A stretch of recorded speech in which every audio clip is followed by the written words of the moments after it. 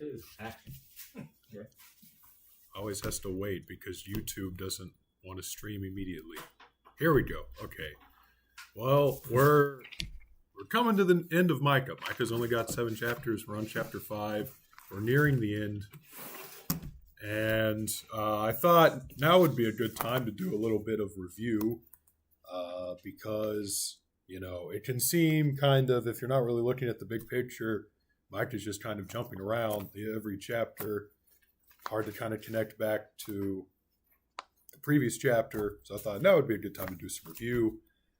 So chapter 1, I didn't actually, I just kind of like numbered. The reason that it like when you get to chapter 2, it has 7, 8, 9 instead of like 1, 2, 3, 4, 5, 6 is because when I was doing this and I did my version that has all the stuff written out, it formatted the correct way. And then when I did your version and I like deleted stuff and then copy pasted it onto another doc, it formatted it that way where it just picks up like chapter 2 is number 7. So whatever. It doesn't matter. Yeah, you can live with it. But starting with chapter 1, the first sort of main thing that we talked about was the dating of Micah's ministry. Not necessarily when the book was written, but just what's the biggest, broadest date for the ministry of the prophet Micah. And we said that was anywhere between 751 to 686 BC. So 751 being like the earliest possible time he would start, 686 being like the latest possible time he would be prophesying. And then the second big thing we talked about was the dating of the book itself, which we said was just early 7th century. We don't have a very definitive date as to when the book itself was written, or even if it was written by Micah himself or somebody who came after Micah who compiled his writings prophecies into a written form. We don't really know, but we can be pretty sure that it was somewhere early 7th century. Third main thing, and this is actually getting into the contents of the chapter itself, Micah was prophesying to the southern kingdom of Judah, right? You go back to chapter 1, he lists 3 kings. The word of the Lord that came to Micah of Moresheth in the days of Jotham, Ahaz, and Hezekiah. And it says, in case you didn't know, kings of Judah. So Micah is prophesying in and to the southern kingdom of Judah primarily. The fourth main thing that we talked about is, if you remember, this was where I tried to get a little fancy and we had like the A1, A2, B1, B2 thing. So the Lord is coming out of his high place and down to the high places of the earth. So God's coming out of his his place and down to the high places of the earth. So judgment is coming not from heaven, but God's actually visiting earth to give judgment to Judah. Number 5, judgment is coming for the judgment that is coming for Judah was influenced by Samaria and Jerusalem's idolatry. I think I worded that really weird. So Judah was influenced by Samaria and Jerusalem's idolatry, and that's why Judah was being judged by God. So if you remember in chapter 1, all this is for the transgression of Jacob. This is verse 5. And for the sins of the house of Israel. What is the transgression of Jacob? Is it not Samaria? And what are the high places of Judah? Are they not Jerusalem? So he calls out the capital of the northern city, or the capital of the northern kingdom and the capital of the southern kingdom as the influence behind Judah's idolatry. And then number 6, Micah prophesies judgment on both northern and the southern kingdom, which is very similar to what I just talked about. And then if you remember, right, we sort of related this back, and we've related a lot of Micah to the 701 failed siege of Jerusalem. So if you remember, Sennacherib deported many Judeans, people in the southern kingdom, and captured and destroyed a large part of the southern kingdom of Judah, even though he ultimately failed to take Jerusalem and the kingdom as a whole. So even though we're talking about Assyria, I mean, even this chapter it specifically name drops Assyria. So even though we're talking about Assyria, don't only associate Assyria with the northern kingdom, which is a tendency we have to do, because we're still very much talking about the southern kingdom.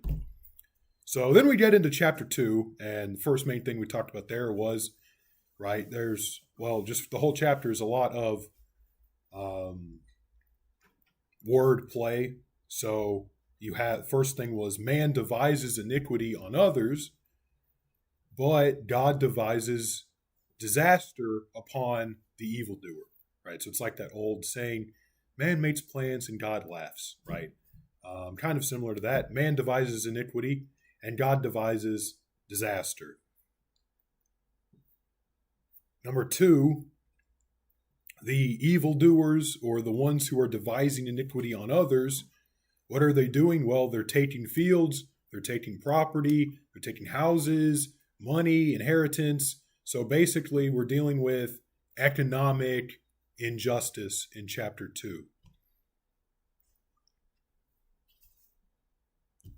Number 3, God will then take from the evildoers and give to a traitor, which we said was probably Assyria, right? So these evildoers, as I call them, sounds like something out of a Batman movie. Evildoers beware. But, these people that are committing economic injustice are taking from the common people. And then God, again, sort of with the wordplay, is going to turn around and take from them and give to a traitor, which we said was probably Assyria. Number 4, there's a rival gang of false prophets who don't want Micah prophesying judgment. Right? If you go back to chapter 2, do not prattle, you say to those who prophesy. So they shall not prophesy to you. They shall not return insult for insult. You who are named the house of Jacob. Is the Spirit of the Lord restricted? Are these his doings? Do not my words do good to him who walk rightly? So, and part of that was actually not the false prophets. Part of that was God's response. But anyway, they say, do not prattle, do not prophesy, right? Don't talk about all the bad things that are going to happen. Only talk about the happy stuff. So that's number 4. Number 5, Micah, and ultimately God's response to the false prophets, proves that first, they aren't honest people, and second, they don't really know God's words and God's ways. So basically, the idea there is, right, Micah and ultimately God, because Micah's quoting God, sort of dismantles any credibility that these false prophets have. Not that stops them from trying, by the way, but those who were listening would know that, okay, well, these people aren't as credible as they say they are. Finally, number 6 for chapter 2, you have 3 references to person. The one who breaks open the gate, their king, and the Lord.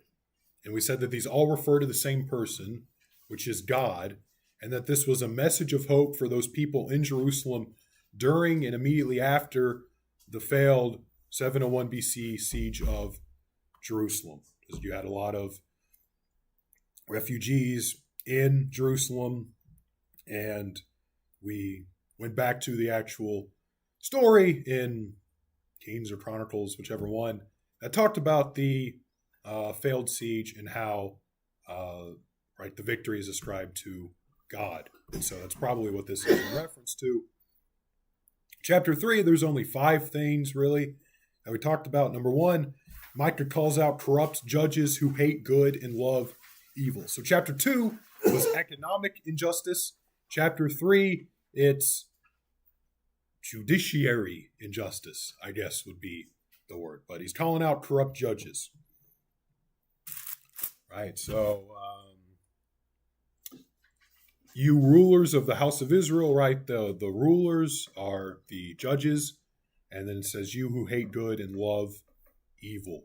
And then there's also, that was the chapter with the word hyperbole of, the cannibals, which was pretty disturbing, but, so he's calling out corrupt judges. Number 2, he calls out prophets who promise peace in exchange for food, right? This is in verse 5 of chapter 3. Thus says the Lord concerning the prophets who make people stray, who chant peace while they chew with their teeth, but who prepare war against him who puts nothing into their mouths. So you have the calling out of the judges and then the calling out of these prophets who, as long as, they're getting fed, as long as they're, the potlucks are abounding, they're prophesying good times. But as soon as that isn't happening, they go to war against them. Number 3, Micah contrasts himself with these false prophets and says that he is filled with God's Spirit, filled with justice, and filled with might, ultimately in order to call out sin. So the main idea here is, in contrast to the false prophets who only prophesy peace, Micah calls out sin. And that's what he identifies as the focus of his prophetic ministry.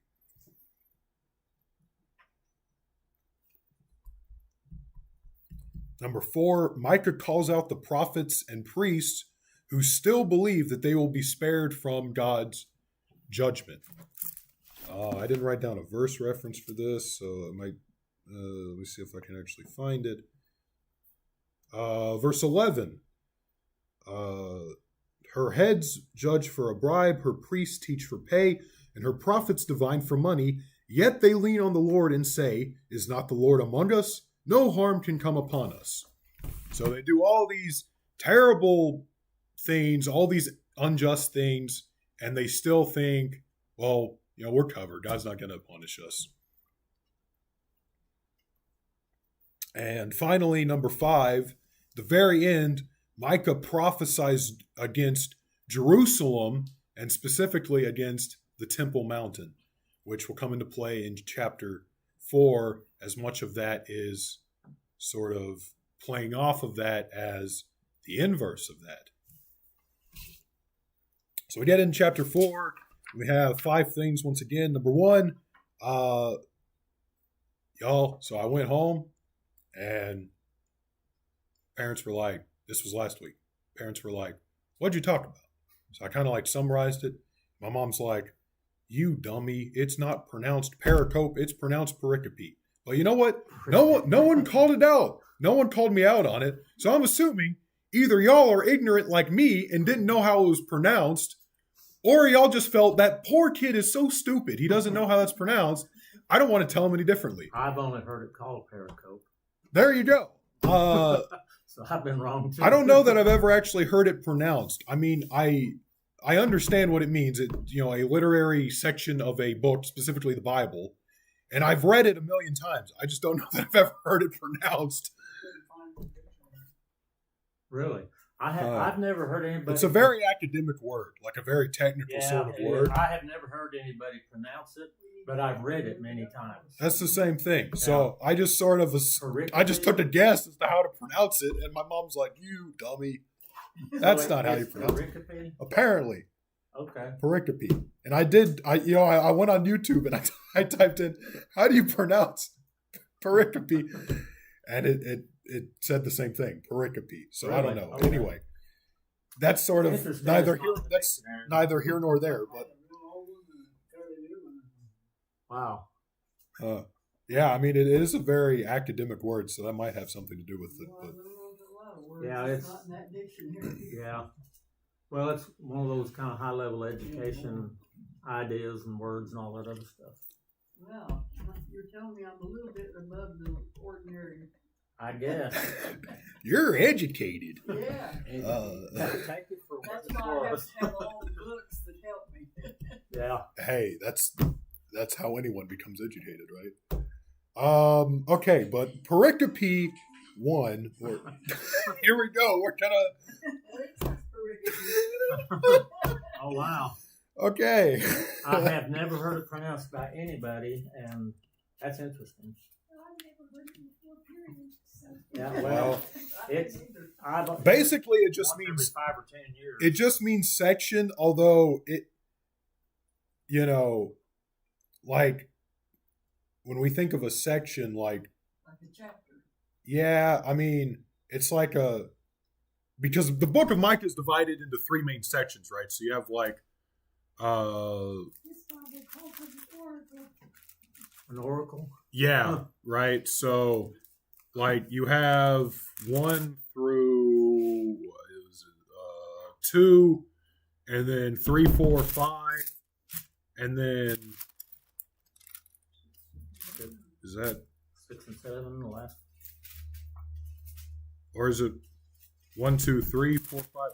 I have it written down somewhere. Anyway, you have like the 3 main sections of Micah. So I didn't want to just say, oh, this section, because it's like a section within a section. It's more of like a literary. We would have understood that. Yeah. Well, I mean, Well, I've learned something tonight, so thank you. yeah. This is neither here nor there. Well, we But have to know it again. Maybe never. so right, the first like section, right, verse in chapter 4. This is well, I didn't actually write down what the verses were. This is shall come to pass many.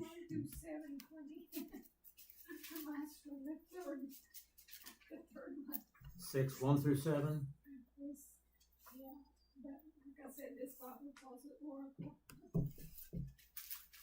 Anyway, the first section was given by Micah during his ministry, and we don't really know what Micah's referring to other than the purpose that it served, which is to stand in contrast to what he spoke at the end of chapter 3.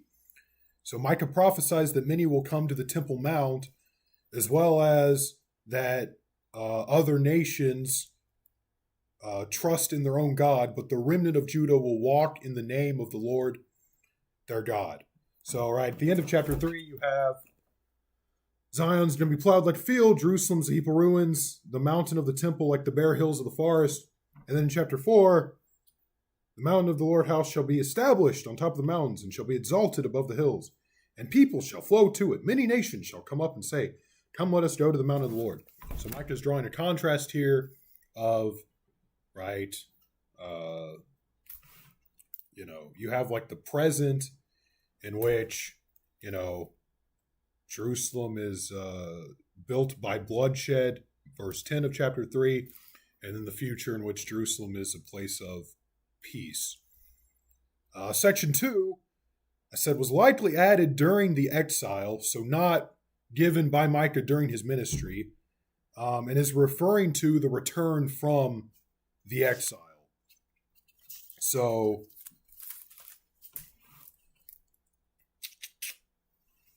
I think that was 6, 7, and 8.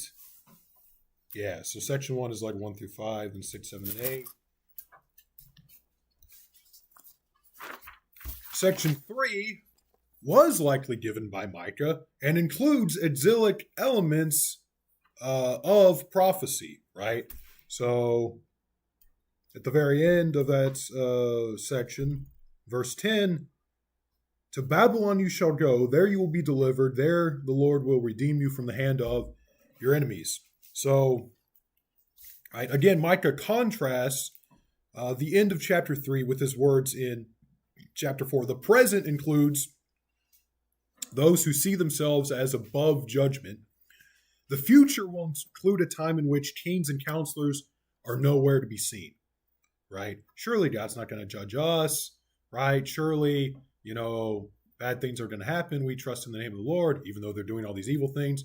And then Micah sort of sarcastically says, why do you cry aloud? Is there no kings in your midst? Have your counselors perished? Right, sort of poking fun at this idea that these people were above judgment.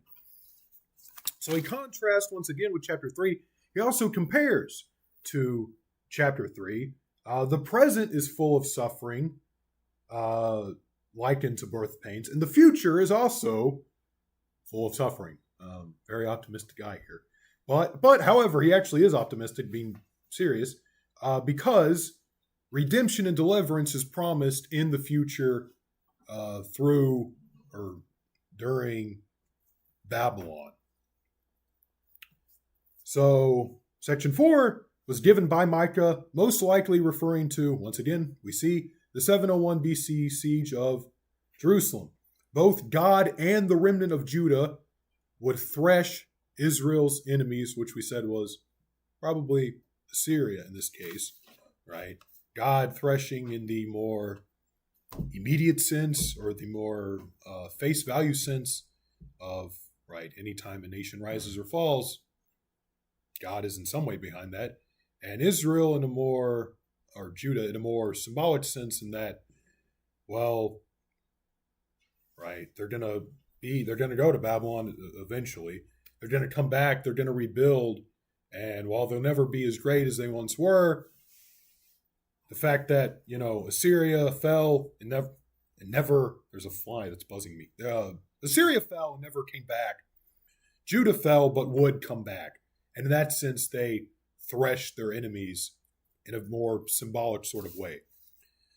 Finally, that's all of the sections. And then finally, a big thing we pointed out was our view of prophecy should always look back, right? First, look back at how the original audience would have understood the prophecy and what they would have gleaned from the prophecy. Second, because we're not in the early 7th century BC Jerusalem, right?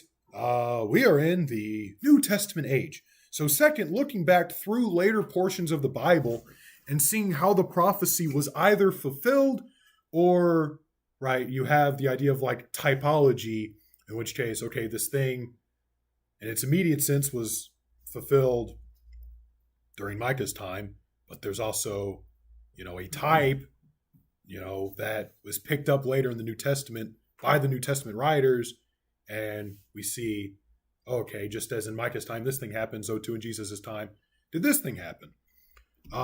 So we should always be looking back. Our interpretation of prophecy should never look forward, trying to outright determine prophecy, right? We should never try to predict when the world will end or predict who the Antichrist will be or anything like that. That's not the purpose of why prophecy was written, and people have been doing that for 2,000 years, right? The purpose of Revelation or any of the prophecy in Micah or any other book is not so we can figure out when or how it's going to happen, right? Even for the people in Micah's time, when they're talking about going off to Babylon, they probably had no idea what that meant, but their purpose in hearing that wasn't so they can try to figure out, okay, well, right now Assyria is our biggest threat. So does that mean that, Babylon's going to overtake Assyria and then overtake us, right? The purpose of Micah giving this prophecy wasn't so they could draw out a big chart and try to figure out the next, 100 years of world history to figure out how they were going to be deported to Babylon. And it's the same with us. We should never look forward trying to outright determine prophecy, nor should we look downward, I guess. We shouldn't look to the present at our current situation or the current situation of the world and an attempt to find fulfillment of a prophecy, right? And you have this is a very popular way to read prophecy, is, right, anytime anything happens in world news, there's always that one guy that's like, is this what the Bible talks about in Daniel? Or is this what the Bible talks about in Revelation? I mean, it's only been like 3 years ago that, when COVID first broke out, it's like every TV preacher was like, is this a sign of the end times? Well, no, it wasn't. And I could tell you 3 years ago that it most likely wasn't, but, you saw a lot of books writing stuff like that. So maybe I should get into doing that.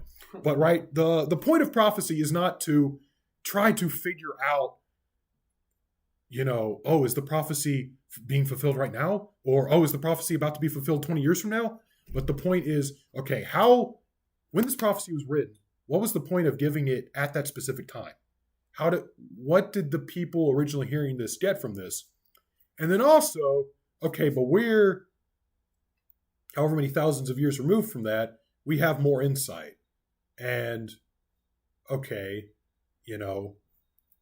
Micah, for instance, is talking about in the first section of chapter 4, is talking about, okay, well, you're going to have, nations of the world, so Jew and Gentile, coming to the Temple Mount, Zion, to worship God, and there's going to be a time of peace.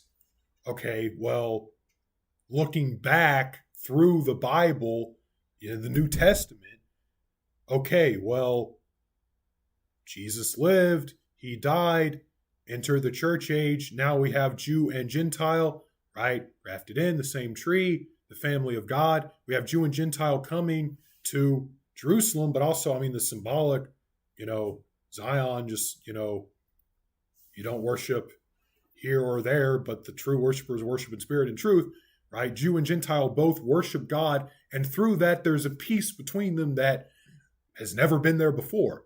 So in that sense, we can see, okay, well, there's a side to this prophecy, either a fulfillment or a typology that, Micah and his original audience didn't understand, but we understand because we have the benefit of time. So anyway, hopefully that made sense. But anyway, now we're going to get into chapter 5, now that I spent 30 minutes recapping the last 4 chapters. But I don't think this will take too long. So the first 4 verses are where we're starting. So Micah 5, verse 1. Now gather yourself in troops, O daughter of troops. He has laid siege against us. They will strike the judge of Israel with the rod on the cheek. But you, Bethlehem, Ephrathah. Yeah, that's Another one. that's a word and a half right there. I like Pericope. Though you are little among the thousands of Judah, yet out of you shall come forth to me the one to be ruler in Israel, whose goings forth are from old, from everlasting. Therefore he shall give them up until the time that she who is in labor has given birth. Then the remnant of his brethren shall return to the children of Israel, and he shall stand and feed his flock in the strength of the Lord, in the majesty of the name of the Lord his God, and they shall abide. For now he shall be great to the ends of the earth, and this one shall be peace. Excuse me. So, okay. Before we get into, I have it sectioned out, messianic elements and then Micah's time. Before we get into that, let me just say, right, last week we had mention of a woman in labor. Verse 9 of chapter 4, why do you cry aloud? Is there no king in your midst? Has your counselor perished? For pains have seized you like a woman in labor. Verse 10, be in pain and labor to bring forth, O daughter of Zion, like a woman in birth pains. And then you get into the whole Babylon deliverance redemption thing. So, right, and I argued that was being likened to the present struggle of Micah's time. However, in chapter 5, we also have reference to a woman in labor. However, this is pretty clearly a messianic prophecy. It's just so hard hermeneutically to get around the fact that this is talking about Jesus. Right? This is hardly the first messianic prophecy. This is hardly the last.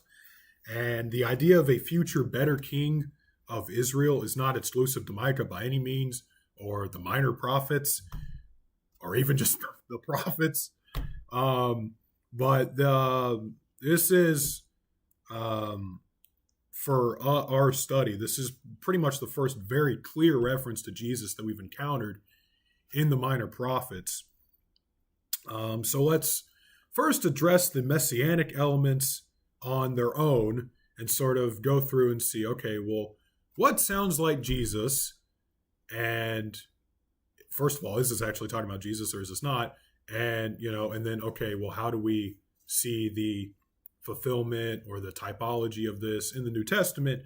And then let's go back and see how this prophecy actually relates to Micah's time. Because remember, prophecy is relevant to the time and place in which it's given. So, right, messianic elements. Verse 1. They will strike the judge of Israel with a rod on the cheek.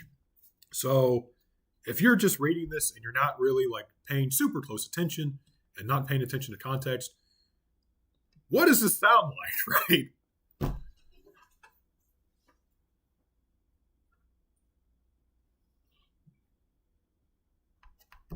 I give up. You give up? I don't know.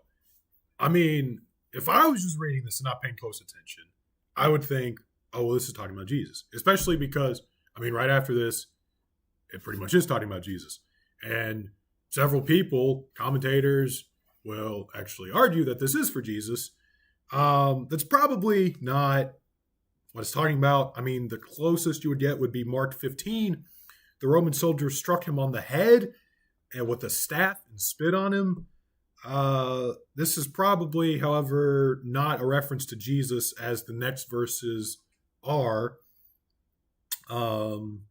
because,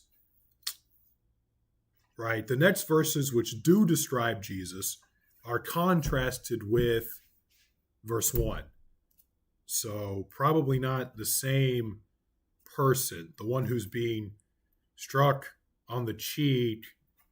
And then immediately you have, but you, Bethlehem, out of you shall come forth the one to be ruler in Israel. So it's probably not talking about the same person. And then additionally, different words in the Hebrew are used to express or to describe these people. So you have, I mean, in our English anyway, it would be verse 1, the judge of Israel is going to be hit with the rod on the cheek. And then verse 2, you have the ruler in Israel. So different words. So, yeah, probably not actually a reference to Jesus in verse 1. So this is a reference to the present king of Judah. So the present king of Judah is struck on the cheek. This is most likely figuratively by his enemies, right? So you have sort of chaos in Judah, you know, politically and militarily. I have in here somewhere a note on the first part of that verse that's in here somewhere. Okay, it's when I wrote it in the section when we get into Micah's time, but I'll go ahead and bring it up now. Right, the people of Judah are currently slashing themselves implied with knives. So, like the NKJV says, gather yourselves into troops, O daughter of troops. So that's if you translate like that verb, like that, noun, verb, whatever. If you translate that like a certain way in Hebrew with like one stem, and then if you translate it as another stem, it comes out something literally completely different. So you're not gathering yourselves in troops. You're basically slashing yourself with knives. So anyway, which is probably the better translation, because that'll get into Baal worship, and we'll get into that when we get to that. But basically, this is probably talking about the present king of Judah being struck on the cheek. So presently you have not only the people of Judah, which are slashing their wrists with knives, but presently you have the king of Judah being struck on the rod with a cheek, again, likely figuratively by his enemies. So you have sort of chaos in Judah. Then we get into verse 2. Here we have reference to Bethlehem. But you, Bethlehem, Ephratah, though you are little among the thousands of Judah, yet out of you shall come forth to me the one to be ruler in Israel, whose goings forth are from old, from everlasting. So you have reference to Bethlehem. And at the time of Jesus' birth, right, I mean, this is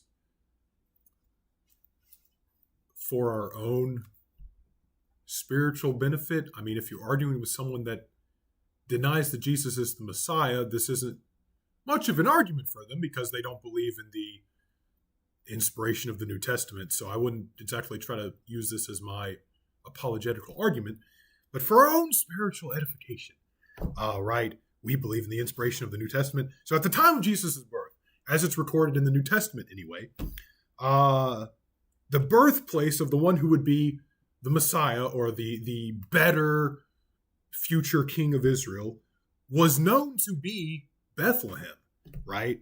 Matthew chapter 2, during the birth of Jesus, King Herod heard this. This is talking about the wise men come. He heard this. He was disturbed, and all Jerusalem with him. And when he had called together all the people's chief priests and teachers of the law, he asked them where the Messiah was to be born.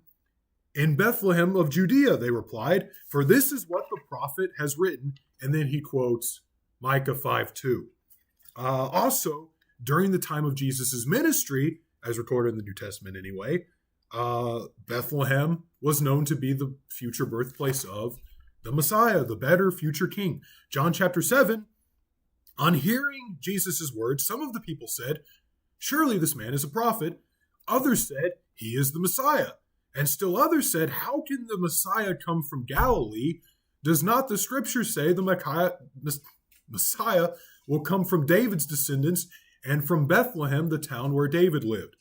So we know that, okay, as the New Testament records it anyway, once again, the Messiah was going to come from Bethlehem. This is how it was understood. But then even going outside of the New Testament, right? Targums, which is a translation of the Hebrew Bible with added explanations. It's like a Commentary. Yeah, like an early study Bible, basically. So, right, Targums that were written even before Jesus was born understood Micah 5:2 as a reference to the birthplace of the Messiah. Rabbis today will deny that Micah 5:2 is a reference to Jesus, and some will even deny that this is a messianic prophecy at all, because it just, I mean, really, if I'm not being generous, they deny it because it just too clearly references Jesus. Although they wouldn't tell you that, but, that's kind of how it is. But, yeah, so that Bethlehem would be the birthplace of Messiah, was agreed by Jewish priests and scholars before Jesus was born, when Jesus was born, after Jesus was born, right? There's just no way to get around that. This is talking about Jesus. Verse 3, we have a reference to she who is in labor. Now, there's about 3 ways that this can be interpreted, and really, this part isn't super important, but I'll mention it anyway. This could be Mary, so this is the very literal face value. Oh, woman in labor, we're talking about Jesus, Mary. It could be Bethlehem, right? Out of Bethlehem, the Messiah would come. That made sense, especially when connecting to chapter 2, right? Yet out of you, Bethlehem, shall come the one to be ruler in Israel. Or this could be, this obviously, because I put it last, this is what I think, but this could be Judah or Jerusalem. The idea is that if this is Judah, it's an attempt to connect this to chapter 4, verses 9 and 10, which are the other verses that talk about a woman in labor pains, and that's where Micah is comparing the current struggle in Judah with a woman in labor pains. Judah in the present is in pain as of childbirth. When the Messiah is born in Judah, then the remnant of his brethren shall return to the children of Israel. So in any case, however you translate this, the ultimate point is not in who the mother is or who the woman in labor is, but that the child that is coming out of the woman in labor is the Messiah.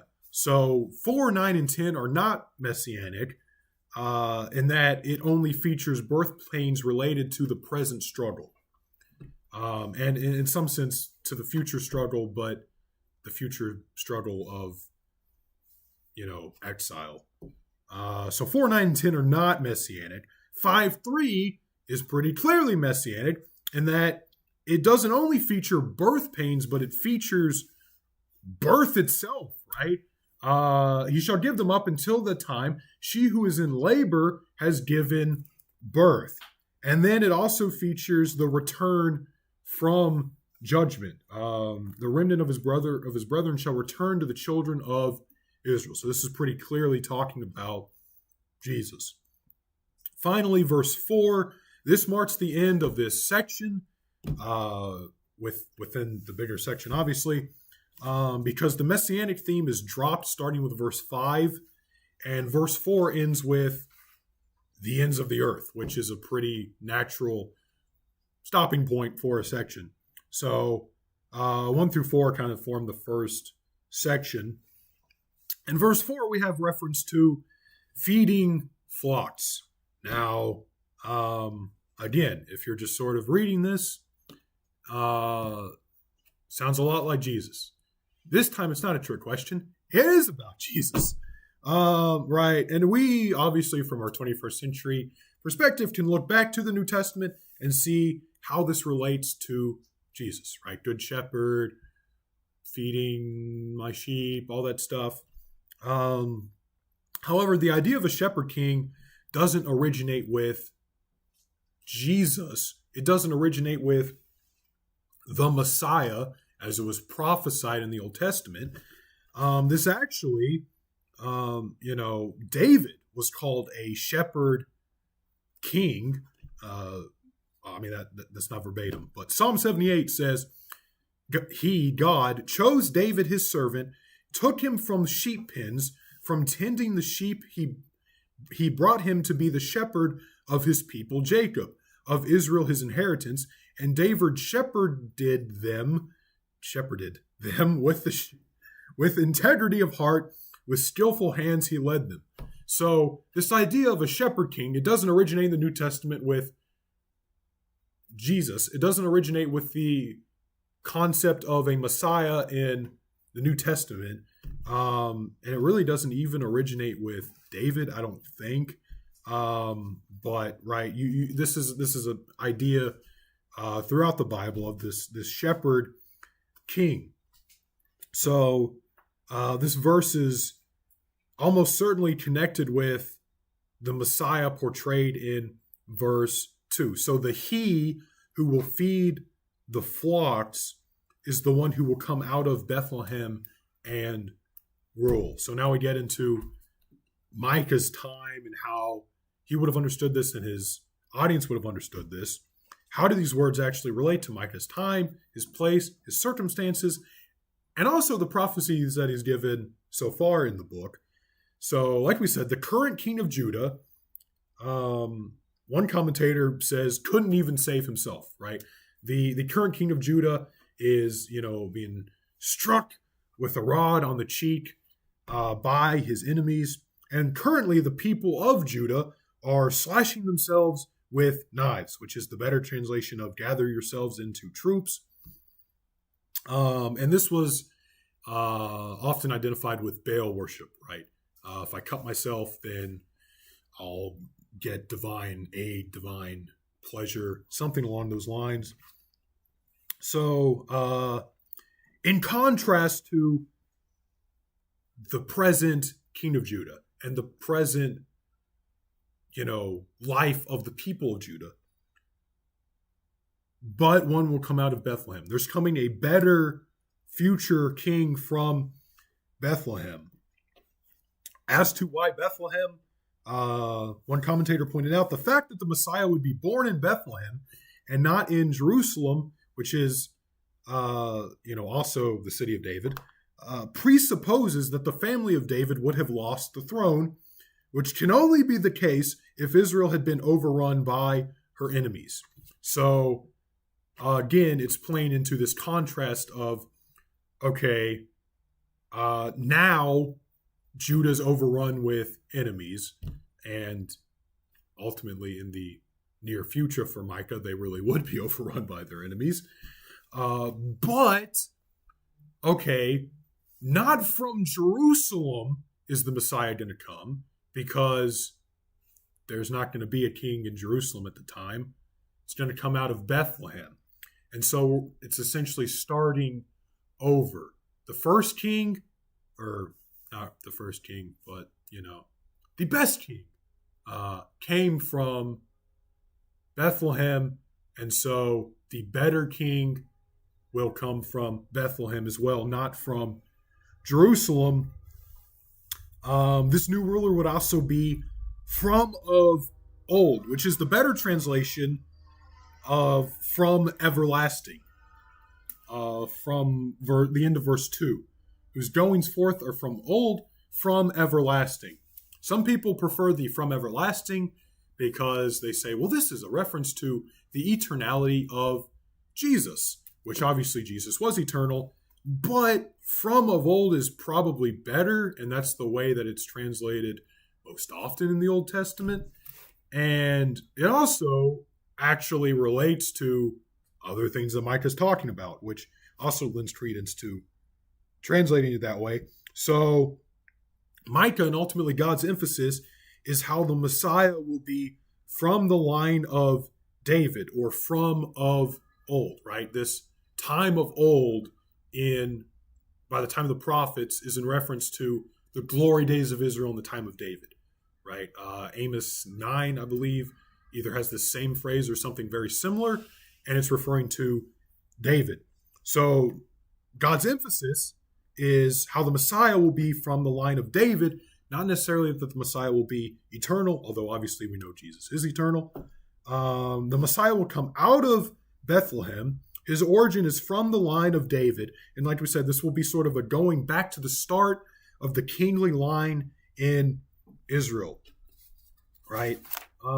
Micah contrasts the wickedness of the current king, his inability to save himself, or his kingdom for that matter, with a future ruler who will return the remnant and ultimately shepherd them. Micah declares that Bethlehem will be the physical origin of the new ruler, as Israel was overrun and the throne was lost, and that the coming ruler would be a fresh start for Judah, and then, as we're going to see later on in this chapter, ultimately for the world. So,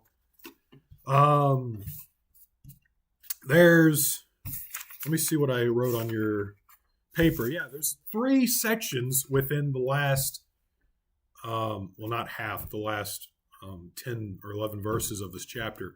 There's 3 sections, but I just kind of put them all together. We're just going to go ahead and read through the end of the chapter and then talk about those 3 sections briefly because I'm running out of time. But starting in verse 5, and this one shall be peace.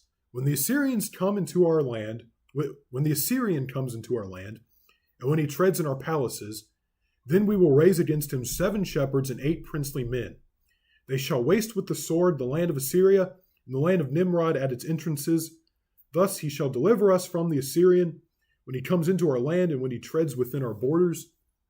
Then the remnant of Jacob shall be in the midst of many peoples, like dew from the Lord, like showers on the grass, that tarry for no man, nor wait for the sons of men. And the remnant of Jacob shall be among the Gentiles, in the midst of many peoples, like a lion among the beasts of the forest, like a young lion among flocks of sheep, who, if he passes through, both treads down and tears into pieces, and none can deliver. Your hand shall be lifted against your adversaries, and all your enemies shall be cut off. And it shall be in that day, says the Lord, that I will cut off your horses from your midst, and destroy your chariots. I will cut off the cities of your land, and throw down all your strongholds. I will cut off sorceries from your hand, and you shall have no soothsayers. Your carved images I will also cut off, your sacred pillars from your midst. You shall no more worship the work of your hands. I will pluck your wooden images from your midst. Thus I will destroy your cities, and I will execute vengeance in anger and fury on the nations that have not heard. Excuse me.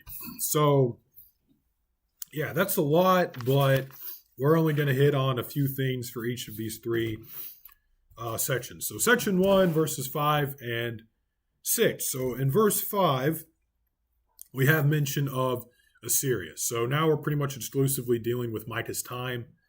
And it says, this shall be peace. And there's the one sometimes inserted, as it is in the New King James. The only reason this is inserted is because this is technically indefinite, in that there's not like a noun associated with it.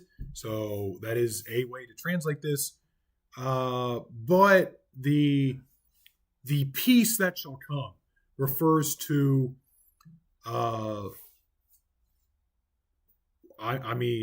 ultimately it refers to the peace after the deliverance from the Assyrians in verse 6, but within verse 5, it's connected to when the Assyrian comes into our land.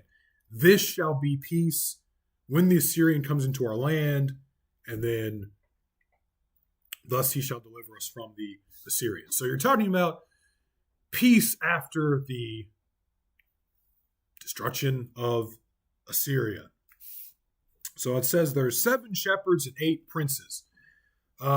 These numbers are just being used symbolically in the Hebrew for an indefinite yet adequate number of leaders who will arise to overthrow the Assyrians. No, those are not my words. But anyway, yeah, they're just being used symbolically, basically. You can't really find anything historically. 7 shepherd boys went up and killed the Assyrian army. I mean, yeah, that you're not going to find that in a history book. Same idea is being used in Proverbs 30. That's where you get the whole 3 things that are never satisfied, 4 that never say enough. 3 things that are too amazing, 4 that I do not understand. 3 things the earth trembles, 4 cannot bear. You get the idea. The he in verse 6, who is ultimately doing this deliverance, right? Because it's not the shepherds, all right? You have the end of verse 5. We will raise against him 7 shepherds and 8 princely men, and they shall waste with the sword the land of Assyria and the land of Nimrod. But then it's singular he. Thus he shall deliver us from the Assyrian. The he that it's referring to is not the Messiah of verse 2. Because, think about it. Jesus, wasn't on the earth during the time of Assyria. So, yeah, that doesn't really make any sense. It's not the Messiah, but God. The Father, as we would understand it, although just God for Micah's time. They didn't have a systematic theology of the Trinity back then. So the he is God, who's ultimately doing the deliverance from Assyria. So peace will come through deliverance from Assyria by God. Micah is once again contrasting the current age with the future. Presently, Assyria has laid siege against us. The Assyrian comes into our lands when he treads in our palaces. The laid siege against us, that's verse 1. So presently, verse 1, he has laid siege against us, contrasted with in the future, peace will come once Assyria is defeated, ultimately by God. So that's verses 5 and 6. Verses 7, 8, 9 compose the next section, and this describes, once again, the remnant. I said remnant language last week was something that didn't really pop up until the exile. Whether or not this particular section was written by Micah isn't as important, I think, as what I was talking about last week, so we're not even going to get into that. The idea here is that the remnant is spread as a blessing or as a judgment. We don't really know. It's been argued either way, like dew into the midst of the people, right? We don't necessarily think of dew as judgment, but the Bible has at least one other instance of comparing the spreading out of judgment as spreading dew over nations. So we don't really know. But the remnant is spread out into the midst of the people. The idea is that the remnant is now not only in Israel, as they are in verse 5, when the Assyrians come into our land, and also verse 3, the remnant of his brethren shall return to the children of Israel. So now not only is the remnant in Israel, but the remnant is spread out to the whole world. God's intention for the remnant is to spread and bless the world. Once again, obviously, we can look back through the New Testament and see exactly how that played out with, okay, you have the ascension, you have the Great Commission, and then the spreading out. So you can see how that is partially fulfilled in the New Testament, partially being fulfilled now. Section 3, verses 10 through 15. This describes God killing horses, killing chariots, destroying cities, destroying strongholds, killing sorcerers, soothsayers, destroying carved images, destroying pillars, executing vengeance. It's a lot of wrath and judgment, that kind of stuff. We went from verses 1 through 4, which detailed a time of future peace when the Messiah will reign, to verses 5 through 6, detailing a time of future peace when Assyria is overthrown, to 7 through 9, detailing a time of future peace for the whole world when the remnant expands forth from Judah. Now, judgment. So it's peace, peace, peace, judgment. And why is it changing? Well, let's look for what the connection is, at least, to what else Micah is saying in this chapter. So at the end of all this, at the end of verse 15, it describes once again the nations. So Micah is still concerned with the world at large here, as he was in 7, 8, and 9. Micah is concerned with the world at large rather than solely with Judah. Verses 7, 8, 9 were incredibly relevant to Judah, as it described the remnant of Judah being contrasted, or contrasting the future peace of the world with the present chaos of the world found in verse 1. Similarly, 10 through 15 is relevant for Judah, in that Judah is the one being judged in verses 10 through 14, right? This isn't a judgment on the world. This is a judgment on Judah. Your horses, your chariots, your land, all that. Israel is being judged for idolatry and for trusting in the might of their military or their political structure to save them from judgment, right? We've already seen in Micah how people already thought themselves as above God's judgment. So it's interesting. One commentator pointed out that verse 2 of chapter 1 begins with an opening summons to all people on the earth to hearken to God's witness, right? Hear, all you peoples, listen, O earth, all that is in it. Let the Lord God be a witness against you, the Lord from his holy people.